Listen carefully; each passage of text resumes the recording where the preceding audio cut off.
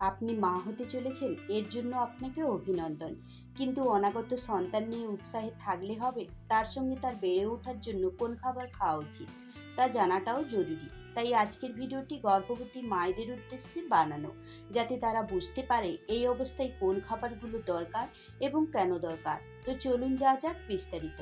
জীবনে সবসময় স্বাস্থ্যকর খাবার খাওয়াটা দরকার, তবে গর্ভাবস্থায় এটা ভীষণভাবে জরুরি। সুষম খাবার না খেলে আপনার সন্তান বেড়ে উঠবে না, তার ব্রেন ও চোখ মজবুত হবে না, এছাড়া দাঁত, কোষের গঠন ও পেশির বৃদ্ধি ঠিকভাবে হবে না। তাই নতুন সদস্যের কল্যাণের কথা ভেবে খাবার তালিকায় নজর দিন। অবশ্যই এই সময় আপনার সেবাকর্মী ডাক্তারের পরামর্শ মতো আয়রন সাপ্লিমেন্ট দিয়ে থাকেন। আয়রন হিমোগ্লোবিন তৈরি করে, তাই এই সময় আয়রন বড়ি খেলে রক্তাল্পতার ভয় থাকে না। মনে রাখবেন, একটা খাবার তালিকা তখনই পুষ্টিকর হয় যখন তার মধ্যে ভিটামিন ও মিনারেল থাকে। মোট কথা, আপনার খাদ্য তালিকায় protein, calcium, iron, omega 3 fatty acid ও ফলিক অ্যাসিড থাকবে। প্রথম দিকে কোনো বাড়তি খাবারের দরকার নেই, কিন্তু শেষ 3 মাসে আপনার ও আপনার ভ্রূণের সন্তানের জন্য একটু বাড়তি খাবার দরকার।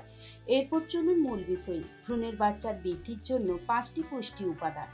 প্রথমত প্রোটিন। প্রোটিন বাচ্চার কোষ গঠন এবং পেশির বৃদ্ধিতে সাহায্য করে, তাই প্রতিদিনের ডায়েটে ডাল, ডিম, দুধ ও পনির রাখুন।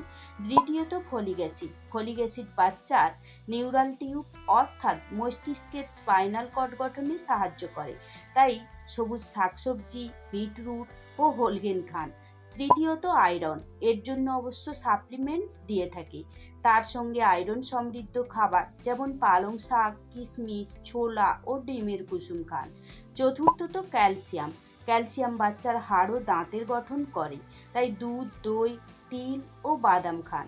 পঞ্চমত ওমেগা 3 ফ্যাটি অ্যাসিড। এটা বাচ্চার ব্রেন ও চোখের জন্য দারুণ কাজ করে, তাই আখরোট ও মাছ খান।